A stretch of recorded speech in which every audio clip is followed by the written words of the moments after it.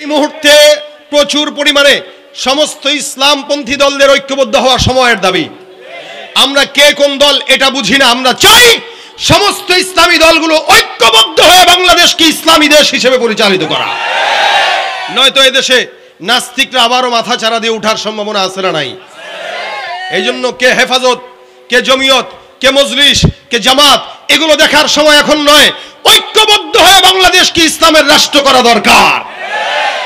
এই জন্য আল্লাহ পাক রব্বুল আলামিন আমাদেরকে এই সময়টা নেয়ামত দিয়েছেন। নেয়ামতের কদর যে করে সে চালাক, যে কদর করে না সে বোকা। নেয়ামতের কদর করা সময়ের দাবি। আল্লাহ পাক যেন আমাদেরকে সেই করাটা তৌফিক দান করে। আমি আপনাদের সামনে মুখতাসার সময় দু চারটা কথা বলবো ইনশাআল্লাহ। আল্লাহ যদি আমাকে তৌফিক এনায়েত করেন তো ইনশাআল্লাহ এই কথাগুলোর উপরে আল্লাহ পাক আমাদের সকলকে আমলের নিয়তে বলার এবং শোনার তৌফিক দান করুক। আপনাদের কষ্ট হবে না তো ইনশাআল্লাহ? কথা বুঝতেছেন তো ইনশাআল্লাহ? ঘুমানো যাবে? কিছুক্ষণ পর পর কিন্তু পরীক্ষা করব হাত উঁচু করে, সজাগ থাকবেন কিনা ঘুমাবেন এটাও পরীক্ষা হয়ে যাবে।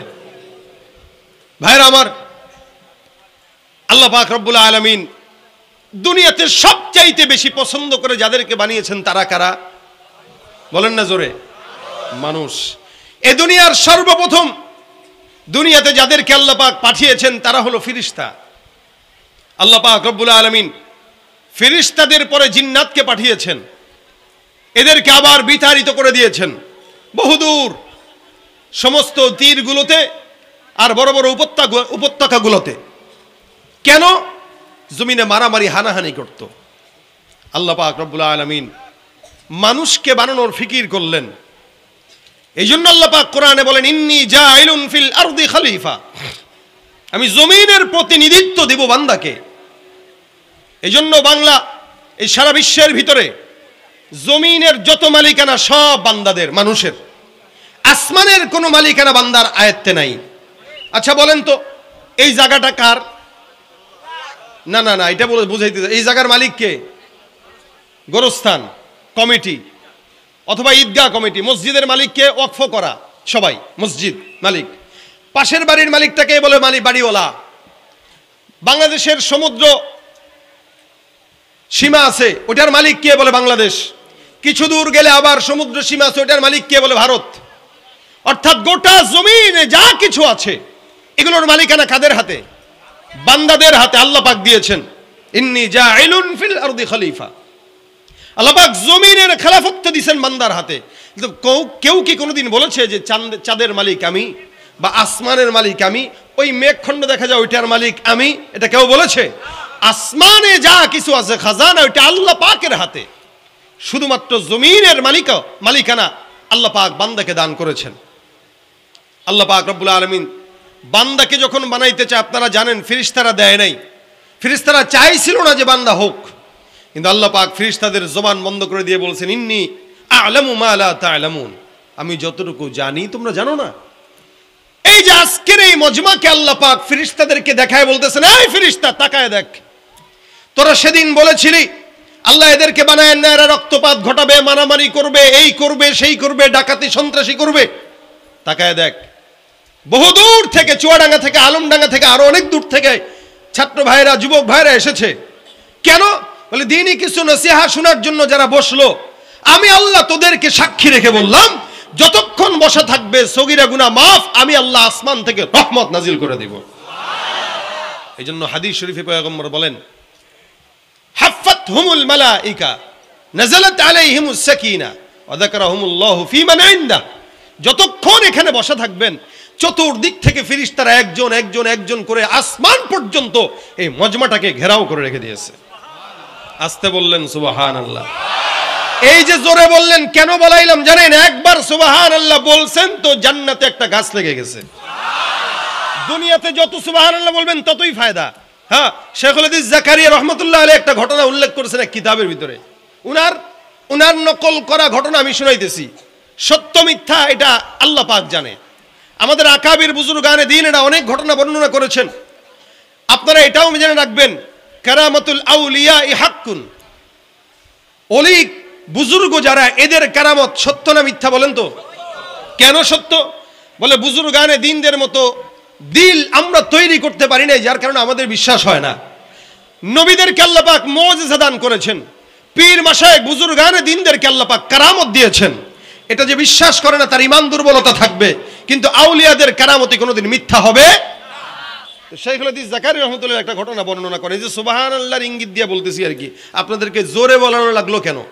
রাসূল সাল্লাল্লাহু আলাইহি ওয়াসাল্লাম হাদিসে বলেন, ইন্না ফিল জান্নাতি লাশাজারা, কোন ইমানদার বান্দা যখন একবার সুবহানাল্লাহর আওয়াজ দেয়, আল্লাহ পাক রব্বুল আলামিন হাবিব কিবরিয়া মুহাম্মদুর রাসূলুল্লাহ সাল্লাল্লাহু আলাইহি ওয়াসাল্লাম বলেন, একবার সুবহানাল্লাহর আওয়াজের বিনিময়ে আমার আল্লাহ পাক বান্দার জন্য জান্নাতের মধ্যে একটা গাছ লাগায় দেয়। হাদিস শরীফে পয়গম্বর আরো বলেন, গাছটার চওড়া কত জানো? এত বিশাল বড় গাছ, জমিনের ভিতরে আমরা গাছ দেখি ছোট ছোট চিকন চিকন গাছ। আল্লাহর হাবিব বলেন, দুনিয়ার গাছ, জান্নাতের গাছ, আসমান আর জমিন ফারাক। জমিনের মধ্যে কোনো গাছ যখন হয়, ওই গাছের গোড়াটা থাকে চিকন, আগাটা থাকে উঁচু আর মোটা। এ মুসলমান নবীর উম্মত, কোন ইমানদার বান্দা জান্নাতে যদি গাছ লেগে যায় সুবহানাল্লাহর আওয়াজের বিনিময়ে, নবী বলেন ওই বান্দার জান্নাতের গাছের যেই গোড়াটা আছে, গোড়াটা এত বড় মোটা, বান্দা যদি দ্রুতগামী ঘোড়া দিয়ে 100 বছর দৌড়ায়, ওই গাছের গোড়াটাও পর্যন্ত শেষ হবে না। এখন বললেন একবার আরেকবার জান্নাতে একটা গাছ লেগে গেছে, এখন যারা যারা বলছেন তাদের জান্নাতে আরেকটা গাছ লেগে গেছে, এখন যারা বলছেন তাদের আরেকটা লাগছে, সুবহানাল্লাহ। আচ্ছা বলেন তো, এই যে সওয়াবগুলো লেখা হয়, এই সওয়াবগুলো কতদিন পর্যন্ত লেখা থাকবে?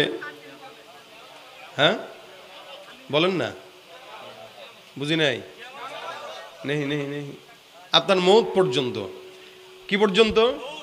আচ্ছা, আপনি মৌত পর্যন্ত আপনার এটা বলার সময়সীমা, মৃত্যুর আগ পর্যন্ত যত বলবেন ততই লেখা হবে। মরে গেছেন কবরে যায় বললে কোনো ফায়দা?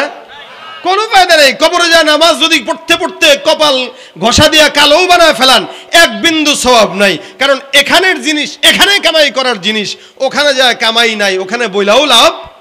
এজন্য যত মরণ পর্যন্ত যতবার বলবেন তত সওয়াব, যত বলবেন তত সওয়াব।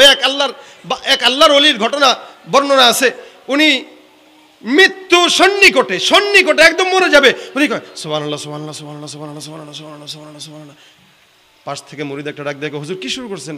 ইন্তেকালের আগ মুহূর্তে আপনি এরকম ভাবে পড়া শুরু করছেন, আমাদেরকে কিছু নসিহত করেন। আরে বেটা, নিজের চিন্তা আগে করে চুপ থাক। সুবহানাল্লাহ সুবহানাল্লাহ সুবহানাল্লাহ সুবহানাল্লাহ। মুরিদ ডাক দেখে, হুজুর একটু বলেন না কেন করতেছেন? আমি দেখতেছি আমার চক্ষু দিয়া যেন ফেরেশতারা আমার যে সুবহানাল্লাহ বলার খাতাটা আছে, আমলের খাতা, এটা আস্তে আস্তে ভাঁজ করে গোছে রেখে দেওয়ার জন্য প্রস্তুতি নিতেছে। তার মানে আমার হায়াত শেষ হয়ে যাচ্ছে।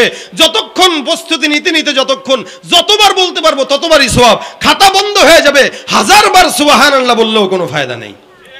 এজন্য আমি খাতা বন্ধ হওয়ার আগ পর্যন্ত সুবহানাল্লাহ সুবহানাল্লাহ বলতেছি। এটা হলো মৃত্যু পর্যন্ত। তো জাকারিয়া রাহমাতুল্লাহ আলাইহি লেখেন, একজন আল্লাহওয়ালা যাচ্ছে রাস্তা দিয়া, বুজুর্গ মানুষ রাস্তা দিয়ে হেঁটে যায়, প্রতিমধ্যে কবরস্থান একটা আছে, কবরের সামনে দিয়া আল্লাহওয়ালাটা যায়। হঠাৎ করে বান্দার কানের মধ্যে আওয়াজ, কোন বান্দাটা কবর থেকে যেন সুবহানাল্লাহ সুবহানাল্লাহ সুবহানাল্লাহর জিকির, অথবা ওই বান্দাটা শুনতেছে কোন বান্দাটা যেন কবর থেকে কোরআন তেলাওয়াতের আওয়াজ, আল্লাহর জিকির, কোরআন তেলাওয়াত অথবা আল্লাহর জিকিরের আওয়াজ কবর থেকে আসলো। আল্লাহওয়ালা বুজুর্গটা কবরের পাশ দিয়ে হেঁটে যায়, হঠাৎ করে সুন্দর করে কবরের কিনারায় বসে পড়লেন। তাকায় তাকায় শুনেন, চিন্তা করেন কি ব্যাপার, কবরের মধ্যে আবার কেউ আছে নাকি, কোনো ফুটা টুটা আছে কিনা যেখান দিয়া কোনো মানুষ ভিতরে ঢুকে ঢুকে সুবহানাল্লাহ পড়তেছে? বলে না, কবরের ভিতরে এমন কোনো ফুটা নাই, এমন কোনো গর্তও নাই। এই কবরের মধ্য থেকেই কেমন যেন কোরআন তেলাওয়াতের আওয়াজ। আপনারা শুনলে অবাক হবেন, অবাক হওয়ার কিছু নাই, কারণ এগুলো বাস্তবতা। আমাদের বাংলাদেশে অতীতে এমন অনেক বুজুর্গানের দিনরা অতিবাহিত হয়েছে যাদের ইন্তেকালের পরে কবরের থেকে ঘ্রাণ আসছে মিশক আম্বরের। শুধু তাই নয়, আমি নিজেই এরকম অসংখ্য সাক্ষী যারা ঘ্রাণ শুকেছে, অথবা আমিও শুনতে পেয়েছি। আপনি নিজেও যদি যান, অসংখ্য বুজুর্গানের দিন যাদের কবরের কিনারায় গেলে জান্নাতি শুষ্ক মিশক আম্বরের ঘ্রাণ ছড়ায়। আচ্ছা, একজন শিল্পীর নাম শুনছেন কি? পাকিস্তানের জুনায়েদ জামশেদ। হ্যাঁ, জুনায়েদ জামশেদ রহমতুল্লাহ ইন্তেকালের পরে তার কবর থেকেও নাকি এরকম ঘ্রাণ ছড়াইছে। অসংখ্য বুজুর্গানে দিন ছিল যাদের কবর থেকে ঘ্রাণ ছড়ায়। এগুলো আল্লাহওয়ালাদের কারামত। বুজুর্গানে দিনটা কবরের কিনারে শোয়া। হঠাৎ করে চিন্তা করে একটু প্রশ্ন করব কিনা, দেখি ভিতর থেকে কি হয়। আল্লাহওয়ালা ডাক দিয়ে বলো, ভাই কবরের ভিতরে কে জানি না, কিন্তু কবরের ভিতর থেকে কোরআন তেলাওয়াতের আওয়াজ, এমন কোরআন তেলাওয়াতের আওয়াজ আমার দিলটাকে কেমন যেন করে ফেলতেছে। মেহেরবানি করে বলো তো, তুমি কবরের ভিতরে কোরআন তেলাওয়াত করতেছো এরকম ভাবে যদি তাহলে আমি অনেকক্ষণ যাবত শুনতেছি, কয় খতম কোরআন তেলাওয়াত তুমি করলে একটু আমারে বলবা নাকি? তুমি এমন কোন আল্লাহওয়ালা বুজুর্গ যে আল্লাহ কবরে যাওয়ার পরেও তোমাকে কোরআন তেলাওয়াতের সুযোগ করে দিয়েছে? অনেক আল্লাহওয়ালারা ইন্তেকালের পরেও কবরের মধ্যে আল্লাহ পাক বান্দাদেরকে ইন্তেকালের পরে যারা আল্লাহওয়ালা বুজুর্গ তাদের সঙ্গে জান্নাতের সম্পর্ক লাগায় দেয়। বুজুর্গানে দিনটা জিজ্ঞাসা করতে দেরি, কবরের ভিতর থেকে আওয়াজ। হয়তো সে কাশফের মাধ্যমে কবরের ওই বাসিন্দার সঙ্গে কথা বলতেছেন। লোকটা ভিতর থেকে ডাক দিয়া বলতেছেন, এ ভাই, আমি কবরের মধ্যে ইন্তেকালের পর থেকে এখন পর্যন্ত 11,000 কোরআন খতম দিয়েছি। আপনারা জোরে জোরে বলেন সুবহানাল্লাহ। আমি যে বললাম 11,000 বার কোরআন খতম দিয়েছি, আপনারা সুবহানাল্লাহ বললেন। আমার কি বলা লাগছে বলতে? নিজের থেকেই বললেন সুবহানাল্লাহ। কেন? এটা আশ্চর্যান্বিত একটা কথা। একটা মানুষ কবরের মধ্যে যাওয়ার পরেও 11,000 বার কোরআন খতম দিয়েছে। আপনারা যেরকম সুবহানাল্লাহ বললেন, ওই বান্দাটাও উপর থেকে বলে সুবহানাল্লাহ। ভিতর থেকে বান্দারা ডাক দেয়া বলো, ভাই তুমি কে জানি না, তবে তোমার কাছে আমার একটা আবদার। আবদারটা হলো, তুমি যেই সুবহানাল্লাহর আওয়াজটা দিলা, আমার 11,000 কোরআন খতমের সওয়াব তোমাকে দিয়া দিলাম, বিনিময়ে তুমি তোমার একবার সুবহানাল্লাহর সওয়াবটা আমাকে দাও। এই বেচারা কয় কি এটা? আমি বললাম একবার সুবহানাল্লাহ, এই ব্যক্তি বলল 1000 বার কোরআনের খতম। আমরা তো সারা জিন্দেগিতেও 100 বার কোরআন খতম দিতে পারি না। সেই হেফজখানায় যখন পড়ি মনে আছে,